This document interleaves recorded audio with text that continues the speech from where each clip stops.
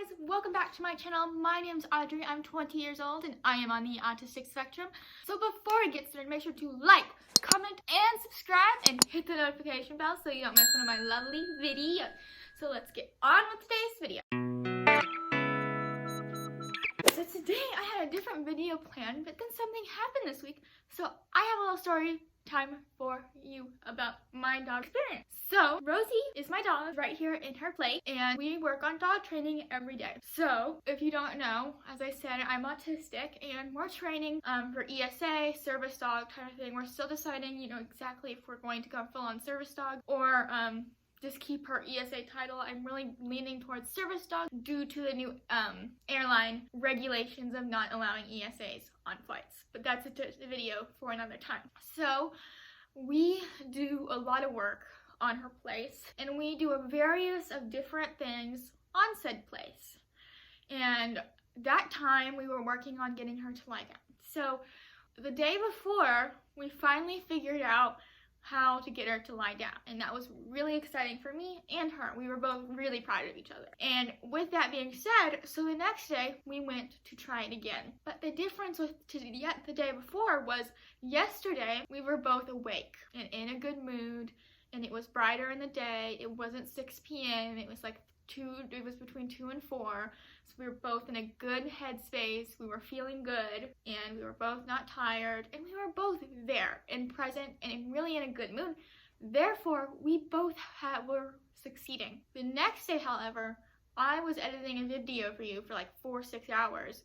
And so I was kind of tired at that point. I tried to take breaks in between editing, but at the time I got to dog training, my brain was fried, and I just felt, and I just didn't feel right. I was emotionally and physically drained, and I probably should have taken a break because that's what I needed to do, but I was determined to get my daily training in. And really, if I worked on something a little easier that we're both pretty good at, we would have been successful. But with that, I decided, yay, I'm going to try her down again. And I was both tired, and Rosie, I think, was tired and picking up on my kind of cranky exhaustion. So instead of it going like it did the day before, I went to lure her down, and she started biting me. And so I got really upset because I don't want to be bit. No one enjoys getting bit, right? So she started nipping at me, and at that point I should probably have stopped and tried again tomorrow because, as I said before, things were just not set up right. But I decided to continue, and after getting bit 3 or 4 times, I started getting really stressed out, and my hand started shaking, and I would try to give the treat, and my hand would just stop. And so it created this vicious circle of it just not working. And I got really upset, and I was disappointed at Rosie. My feelings were hurt, even though that we were just both not in a good space. And so I've been having neurological challenges with shaking. And so I was also really upset because dog training is something I really enjoy doing and love working with Rosie, and I find it really fascinating and I love doing it.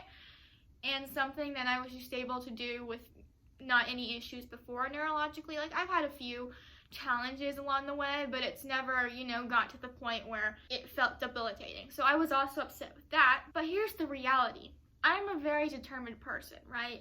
When I want something and I have a goal, I'm going to do anything and everything I can to get there. And so even though if I'm having a hard time with said goal, I'm going to continue and try again.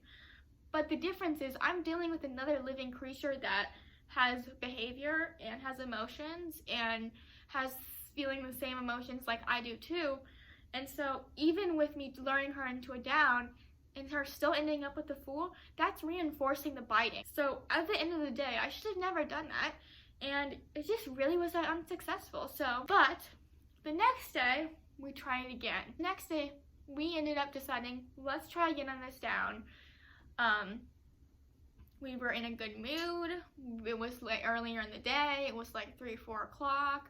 We were both awake, we were in a good mood, and I lured her in a down, and it was successful, and we actually really enjoyed doing it, and we were going back from place. I would release her, and then we would do it down again, and we were doing the repetitions to get the behavior down, so eventually we can take out the luring and turn it into a cue. So and then it ended up being successful. So the point of the story is, if you're not in a good headspace, don't continue to do something, because even though that maybe you can push through, it may not be good for your dog. So that's the story for today. I hope you guys learned, took something from it. Maybe you've had experience like this training your dog. Maybe you're a dog trainer and you learned more about maybe working with a client with autism.